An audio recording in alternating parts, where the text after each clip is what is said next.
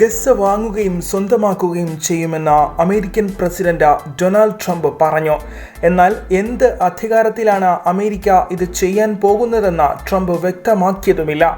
Gaza ഇടിച്ചു നിരത്തിയ ഇടമാണ്, അവശേഷിക്കുന്നതും പൂർണ്ണമായി നിരത്തും. അവിടെ ഇനി ഹമാസ് അടക്കം ആരുമുണ്ടാവില്ല. ഗസ ഒരു വലിയ റിയൽ എസ്റ്റേറ്റ് സ്ഥലമാണ്. അമേരിക്ക അത് സ്വന്തമാക്കും, മനോഹരമായി പുനർനിർമ്മാണം നടത്തും, ട്രംപ് പറഞ്ഞു.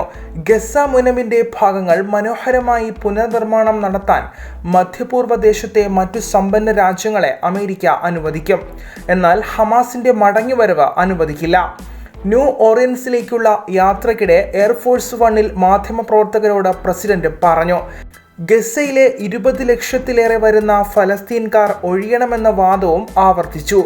കുറച്ചു ഫലസ്തീൻകാരെ അമേരിക്ക ഏറ്റെടുക്കാൻ ഒരുക്കമാണ്, എന്നാൽ ഓരോ അപേക്ഷയും പ്രത്യേകം പരിശോധന നടത്തും.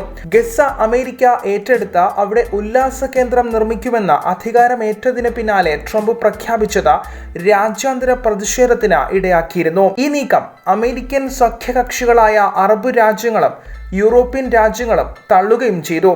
അതേസമയം ജനുവരി 19 തുടങ്ങിയ ഗസ വെടിനിർത്തലിന്റെ ഭാവി സംബന്ധിച്ചുള്ള തീരുമാനം തുടരുന്നു.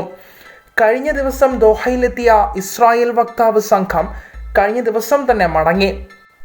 ഹമാസ് ബന്ദികളെ വിടുന്ന ദൃശ്യങ്ങൾ നാറ്റ്സി തടങ്കൽ പാളയങ്ങളിൽ നിന്ന് മോചിപ്പിക്കപ്പെട്ടവരെ അനുസ്മരിക്കുന്നുവെന്നും ക്ഷമ കെടുത്തുന്നുവെന്നും ട്രംപ് പറഞ്ഞു. കഴിഞ്ഞ ദിവസം വിട്ട 3 ഇസ്രായേലി ബന്ദികൾ അവശനിലയിലായിരുന്നത് പരാമർശം നടത്തിയാണ് ട്രംപ് ഇത് പറഞ്ഞത്. തീവ്ര നിലപാടുകാരായ നെതന്യാഹുവിന്റെ സഖ്യകക്ഷികൾ വെടിനിർത്തൽ അവസാനിപ്പിക്കാൻ സമ്മർദ്ദം ശക്തമാക്കിയിട്ടുണ്ട്. ഗസയിൽ ശേഷിക്കുന്നത് 76 ബന്ദികളാണ്. കൂടുതൽ ബന്ദികളെ മോചിപ്പിക്കുകയും ഇസ്രായേൽ സൈന്യം പൂർണ്ണമായും പിന്മാറുകയും ചെയ്യുന്ന രണ്ടാം ഘട്ടം വെടിനിർത്തൽ സംബന്ധിച്ച ചർച്ച ഈ മാസം 4 തുടങ്ങേണ്ടതായിരുന്നു. നെതന്യാഹു സുരക്ഷാ ക്യാബിനറ്റ് യോഗം വിളിച്ചിട്ടുണ്ട്.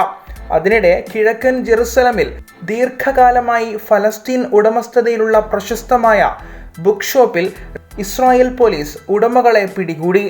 അക്രമം പ്രോത്സാഹിപ്പിക്കുന്ന പുസ്തകങ്ങൾ വിറ്റെന്നാരോപിച്ചാണ് നടപടി.